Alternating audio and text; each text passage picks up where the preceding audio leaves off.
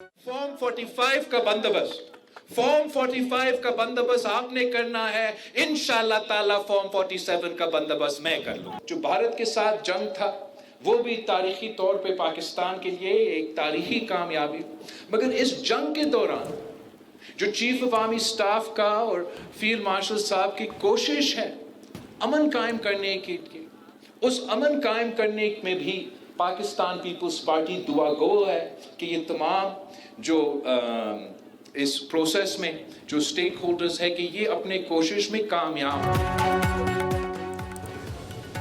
गिलगित बल्तिस्तान और आज़ाद कश्मीर के फैसले इस्लामाबाद में बैठा बाबू नहीं कर सकता, अपने फैसले खुद करने दें। ये गवादर और कराची को भी इस्लामाबाद से चलाना चाहते हैं। अगर कोई आईनी तरमीम होनी है तो उसमें GB की अवाम को हकूक दिलाना अहम है। वफाक अगर कंगाल है तो सबसे पहले गिलगित बल्तिस्तान और आज़ाद कश्मीर की वजारत बंद करें। Chairman peoples party Bilawal Bhutto Zardari का शिगर में जलसे से खिताब कारकुनान को मुखातिब करते हुए बोले, फॉर्म 45 का बंदोबस्त आपने करना है, फॉर्म 47 का मैं खुद कर लूंगा। पिछले इलेक्शन में पीपल्स पार्टी की 9 नशिस्तें चोरी हुई। गिलगित बल्तिस्तान और आज़ाद कश्मीर के इलेक्शन पाकिस्तान के जनरल इलेक्शन के साथ होने चाहिए। हम हमेशा अवाम दोस्त पॉलिसीज ही लेकर आए हैं। बिलावल भुट्टो बोले कि ईरान जंग के खात्मे के लिए फील्ड मार्शल की कोशिशों की कामयाबी के लिए दुआगो हैं। हम ईरान जंग के मुखालिफ रहे, ये जंग जल्द ख़त्म हो वरना मौशी मुश्किलात में मजीद इजाफा होगा। कहा कि बेनज़ीर इनकम सपोर्ट प्रोग्राम सूबों के हवाले करने का मतलब ये प्रोग्राम बंद करना है। दीगर जमातें इस प्रोग्राम का खात्मा चाहती हैं।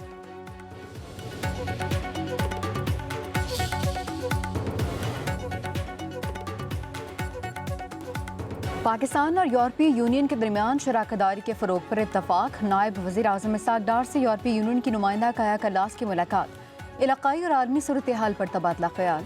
इसहाक डार ने कहा, स्ट्रेटेजिक मुज़ाकरात का तसलसल मुतहरिक और मुस्तक़बिल पर मबनी शराकतदारी की अक्कासी करता है। पाकिस्तान भारत जंग और अमरीका ईरान तनाज़े पर करीबी राबिता रहा। मुश्तरका प्रेस कॉन्फ्रेंस में कहा कि पाकिस्तान अमन, सिफारतकारी और तनाज़ात के पुरअमन हल के लिए कोशा है। अमरीका ईरान तनाज़े में पाकिस्तान की सालसी कोशिशों को यूरोपीय यूनियन ने भरपूर सराहा। GSP+ फ्रेमवर्क के तहत तिजारती ताउन फ़ायदेमंद है। नायब वज़ीर आज़म ने कहा कि अफ़गान सरजमीन से दहशतगर्दी बाइस तशवीश है। मकबूजा कश्मीर का तनाज़ा अक़वाम मुत्तहिदा के करारदादों के मुताबिक कश्मीरियों की ख्वाहिशात के मुताबिक हल होना चाहिए।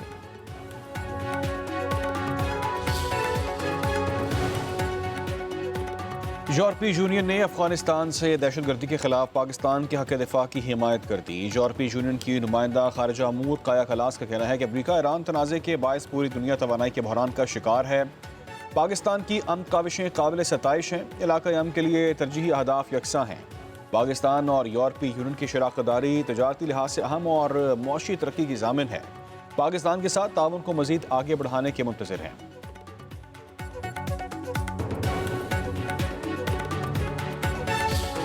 ईरान का मुआहदा करना अमरीका और इत्तेहादियों समेत सबके मफाद में होगा। अमरीकी सदर ट्रम्प कहते हैं, सियासी मुखालफत के बायस मेरे लिए काम सही तरीके से करना कहीं ज़्यादा मुश्किल हो जाता है। ट्रम्प का मुखालफिन को इत्मीनान रखने का मशवरा। कहा, सुकून से बैठें, आखिर में सब कुछ अच्छा ही होगा, हमेशा ऐसा ही होता है।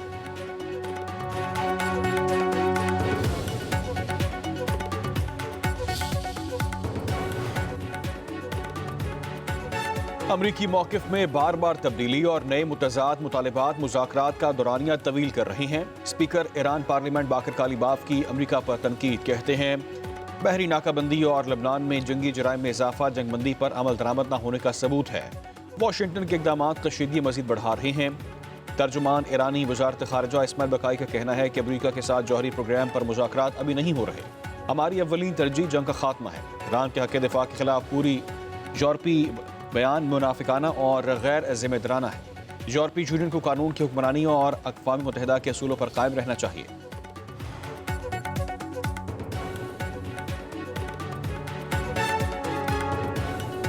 अमरीका का जज़ीरा खुशम के शहर गुरुक में ईरानी फौजी ठिकानों पर हमले का दावा। अमरीकी सेंट्रल कमांड के मुताबिक ये कार्रवाई ईरानी जारहाना इक़दाम के जवाब में की गई, जिनमें बैनुल-अक़वामी पानियों में एक अमरीकी ड्रोन को निशाना बनाना भी शामिल है। सेंटकॉम का कहना है कि हमलों में ईरानी फ़ज़ाई दिफाई निज़ाम, एक ज़मीनी कंट्रोल स्टेशन और 2 हमलावर ड्रोन्स को तबाह किया गया, जो खित्ते से गुजरने वाले बहरी जहाज़ों के लिए ख़तरा समझे जा रहे थे।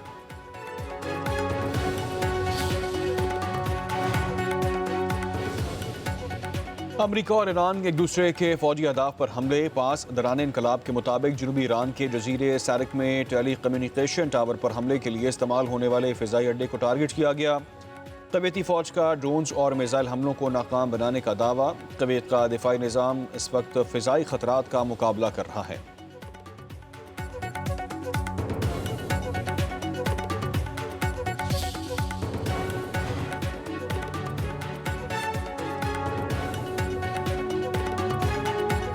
इसराइल और लबनान के दरमियान बढ़ती कशीदगी।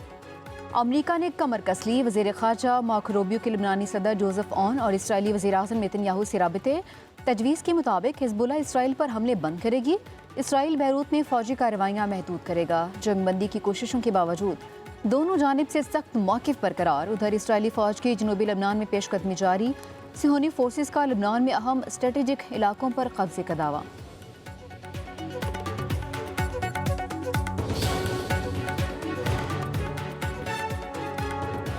बस्ते के वस्ता में कशीदगी बढ़ने के बाद साल में मंडी में तेल की कीमतों में 2% से ज़्यादा इजाफा रिकॉर्ड। अमरीकी खाम तेल तकरीबन $90 फ़ी बैरल और ब्रेंट क्रूड $93 फ़ी बैरल से तजावुज़ कर गया। तजियाकारों के मुताबिक खित्ते में अदम इस्तेहकाम तेल की सप्लाई और कीमतों पर मज़ीद असर डाल सकता है।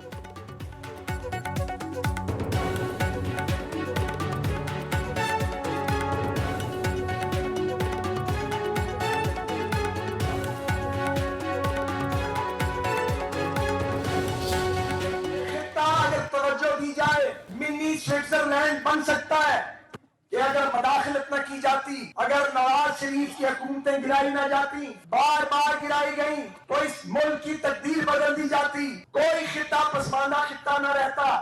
जब हमने पेशकदमी की, टांगे खींच ली गई कि आपको वो आईनी और कानूनी हकूक नहीं मिले जो आपका हक था, क्योंकि आपके बड़ों ने ये खित्ता लड़कर लिया था और पाकिस्तान की झोली में डाला था। गिलगित पर तवज्जो दी जाए तो ये स्विट्जरलैंड बन सकता है। गिलगित बल्तिस्तान के अवाम ने खित्ते की आज़ादी और पाकिस्तान के साथ इल्हाक में तारीखी किरदार अदा किया। मुस्लिम लीग नून के रहनुमा ख्वाजा साद रफ़ीक का स्कर्दू में इंतखाबी जलसे से खिताब। कहा, इस तारीखी किरदार पर पाकिस्तान गिलगित बल्तिस्तान के अवाम का मकरूस है। नवाज शरीफ ने जदीद इंफ्रास्ट्रक्चर की बुनियाद रखी। 5 साल में मसाइल हल नहीं हो सकते, सब का तयन हो सकता है।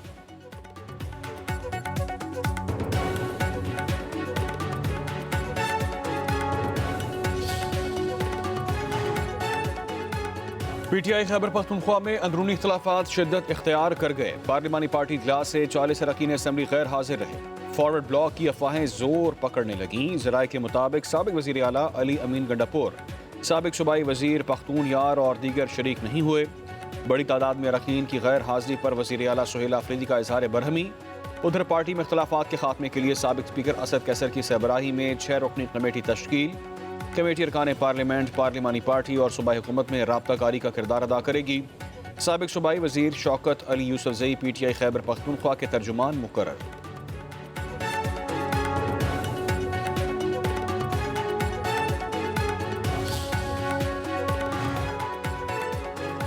वफाकी हुकूमत का आवाम की जेबों पर भारी बोझ डालने का प्लान तैयार। मुल्क में पेट्रोलियम सरचार्ज के जरिए महंगाई का नया तूफान आने का खदशा।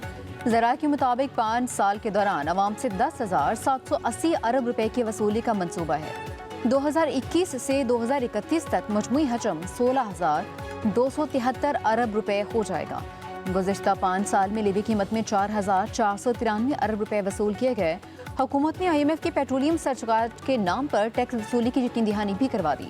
नए बजट में 1,727 अरब रुपए की लीवी वसूल की जाएगी।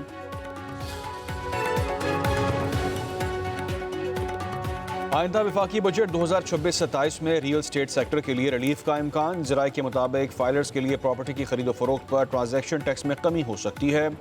प्रॉपर्टी की खरीदारी के लिए विद होल्डिंग टैक्स 1.5% से कम होकर 0.25% हो सकता है। प्रॉपर्टी की फरोख्त के लिए विद होल्डिंग टैक्स कम होकर 1.5% हो सकता है। बजट में नॉन फाइलर के लिए प्रॉपर्टी की खरीदो फरोख्त पर कोई रिलीफ नहीं मिलेगा। नॉन फाइलर्स के लिए प्रॉपर्टी की खरीदो फरोख्त पर तकरीबन 10.5% के टैक्स आयद हैं।